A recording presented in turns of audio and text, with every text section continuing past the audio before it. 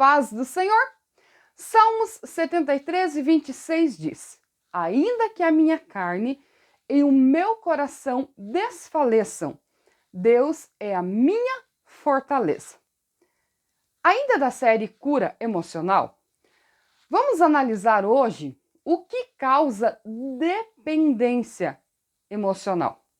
O que faz com que uma pessoa não tenha vida própria, vontade própria, sonhos próprios, que ela viva na sombra de outra pessoa.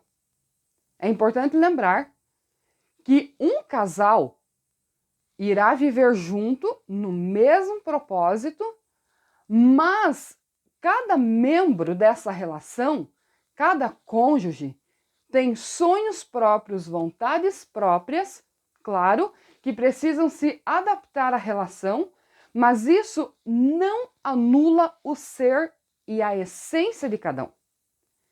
O fato de viver junto não invalida as vontades. O homem tem uma preferência, a mulher tem outra preferência. Os filhos têm outra preferência. Cada ser humano tem seus gostos. Lógico que para conviver em grupo, em família, precisa se comunicar e ajustar-se para que todos possam viver bem. Todas as vezes que um se exalta demais ou se esbalda demais, o outro será prejudicado. Mas falando de dependência, nós analisamos o seguinte: pessoas que não sabem viver sozinha, não conseguem desenvolver projetos próprios, gosto, tudo que ela faz, ela necessita da presença de alguém, ela necessita da aprovação de alguém e dessa necessidade de aprovação e dessa carência é que surgem os problemas e as dificuldades de relacionamento. Por exemplo, para entrar no relacionamento, a pessoa precisa analisar as situações. Família, situação econômica, pensamentos. Temos o mesmo propósito? Temos a mesma direção? E reticência, as pessoas fazem isso? Não. Por que elas entram nos relacionamentos? Carência afetiva, emocional, sexual, medo de ficar sozinha. E por causa dessa necessidade, ao invés de resolver os problemas, na verdade, cria-se novos problemas. O que a Bíblia nos orienta? A depender de Deus, a confiar em Deus. Isso significa amadurecer as emoções. Isso significa trabalhar os sentimentos, trabalhar o coração. É ruim ficar sozinho? Depende. Tem pessoa que não suporta. Tem pessoa que já gosta da solidão. Ela se organiza estando sozinha. Ela organiza os pensamentos, ela organiza a casa, porque o fato de estar sozinha lhe traz paz. E o amor, ele é diferente da dependência. Porque a dependência diz o seguinte: tem que estar perto, tem que estar junto. Ainda que o relacionamento seja problemático, seja destrutivo, mas tem que estar junto. Isso se chama dependência. Isso se chama carência. O amor é diferente. O amor sabe estar perto e sabe estar longe. O amor é respeitoso na presença, o amor é respeitoso na ausência. A dependência emocional, a carência emocional, ela é diferente. Ela grita dentro das pessoas que as pessoas precisam da aprovação do outro, elas precisam da diretriz do outro, ou seja, sem essa pessoa eu não saberei viver. Eu quero te fazer uma pergunta bem profunda. Se o teu cônjuge morrer hoje, o que você fará da tua vida? Algumas pessoas dirão o seguinte: eu vou continuar a minha vida, como conheci muitas pessoas que continuaram.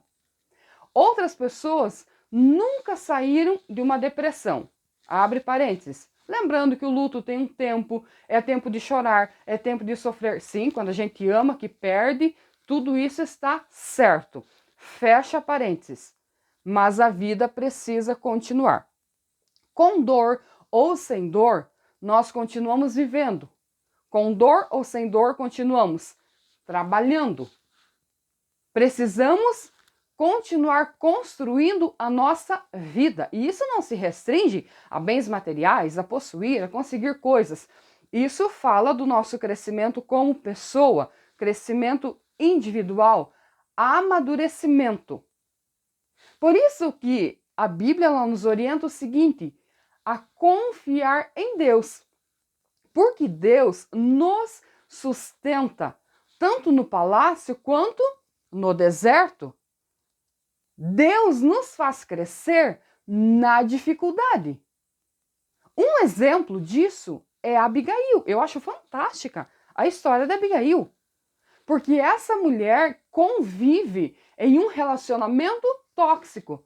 Quando você vê a descrição da história dessa mulher, diz que ela era bela nas características físicas e ela era sensata nas características emocionais.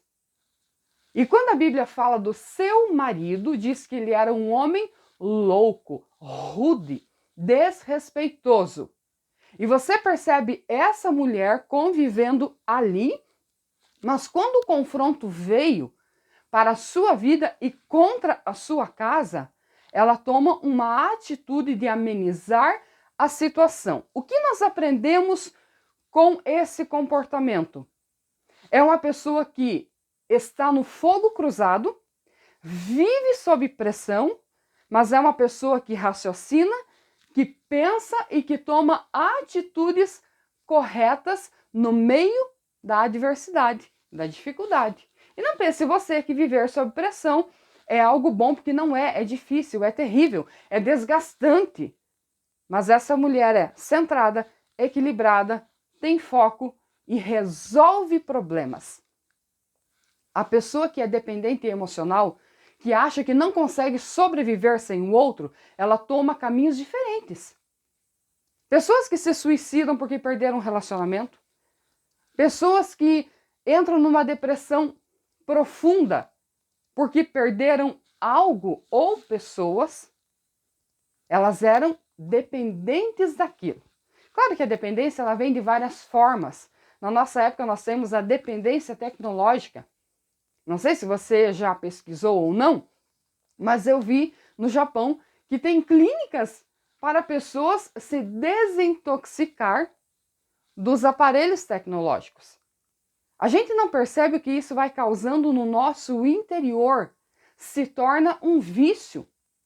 Em se tratando de relacionamentos é a mesma coisa, é um vício. A pessoa precisa do outro a todo instante. Para vencer isso, você precisa do amor de Deus no teu coração. Você precisa de coragem para enfrentar você.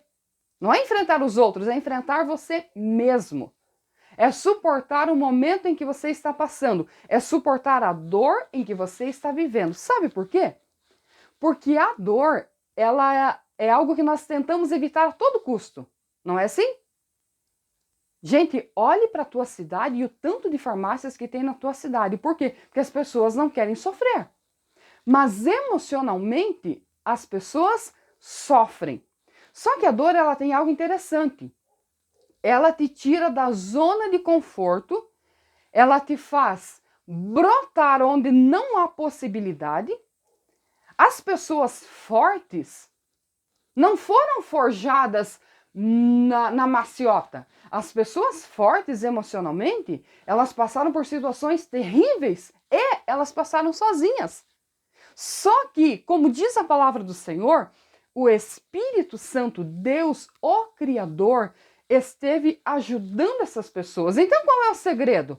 O segredo é depender de Deus, é clamar a Deus, é buscar a Deus, respeitar as pessoas, mas não depender das pessoas. Quando se fala de emoções, de sentimentos, você precisa adestrar, você precisa corrigir os teus sentimentos. E isso é uma tarefa árdua. A própria Bíblia fala que é mais fácil adestrar um animal do que adestrar um ser humano, do que corrigir um ser humano. Vamos usar essa expressão. Esquece as pessoas de fora. Analisa o teu ego, a tua essência, a tua alma, o teu ser. Corrigir você. Adestrar você. Eu cheguei num ponto que se eu estiver acompanhada, está bom. E se eu estiver sozinha, está bom. Para mim entrar em um ambiente social, para mim entrar em um restaurante, em uma lanchonete, acompanhada, tudo bem. Se for para mim entrar sozinha, fazer um lanche sozinha, tudo bem. Eu aprendi a conviver comigo. Mas para isso, os pensamentos não podem ser insuportáveis. Você tem que trabalhar a tua mente, o teu intelecto, o teu coração, entender o teu propósito de vida, entender o teu valor como pessoa.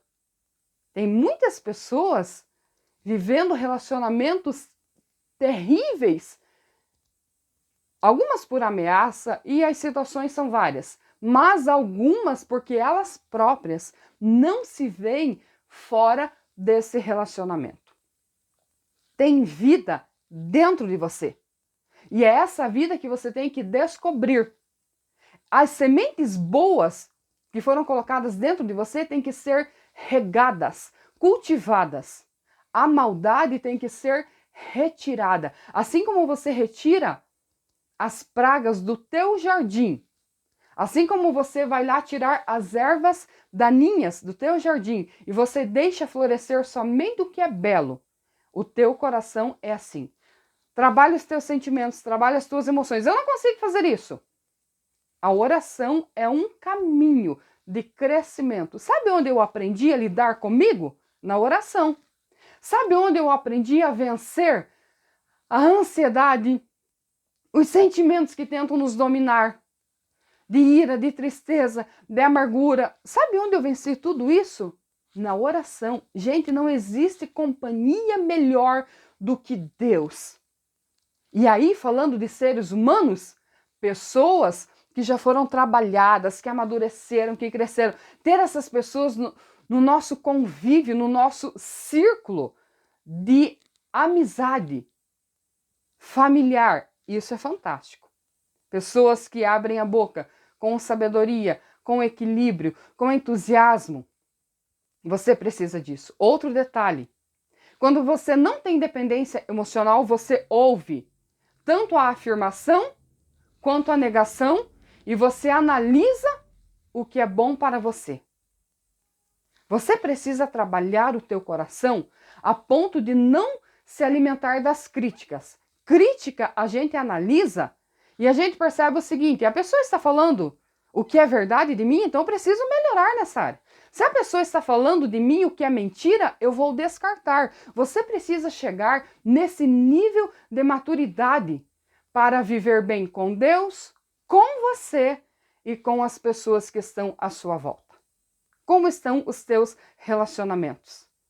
Miseráveis, desgraçados. Claro que nem tudo depende de nós, depende de quem convive conosco. Mas o que nós fazemos com o nosso interior depende de nós, sim. Filtre amizades, filtre relacionamentos. A Bíblia diz para ter paz com todos. Mas a Bíblia não diz que você tem que se submeter a algumas situações. Como eu já vi pessoas usando a Bíblia e dizendo, não, a mulher tem que ser submissa. Então essa mulher vai apanhar uma vida inteira porque ela tem que ser submissa. Ei, analise a Bíblia num todo. A Bíblia fala sobre o amor nos relacionamentos, firmeza nos relacionamentos, equilíbrio, controle e limite, que nem homem e nem mulher pode ultrapassar. Para viver em paz, cada um cumprir o seu papel e glorificar a Deus. Se tem alguém que você pode, deve depender, é da presença do Senhor. Tenha uma vida de oração, tenha uma vida de integridade moral e espiritual, e você vai ter paz interior e não vai andar por aí mendigando. Outro detalhe, pessoas que se colocam, se expõem ao ridículo por causa de dependência emocional. Saiba filtrar, mas saiba se valorizar. E falando de sexualidade, não se exponha, não se jogue em qualquer pessoa que não pode te oferecer nada. A sexualidade, ela não se limita à conjunção carnal. Ela tem interferência, influência emocional e espiritual. Então, antes de suprir as tuas vontades, supra o teu espírito, supra a tua alma, mantenha a tua alma limpa, mantenha a tua alma em paz.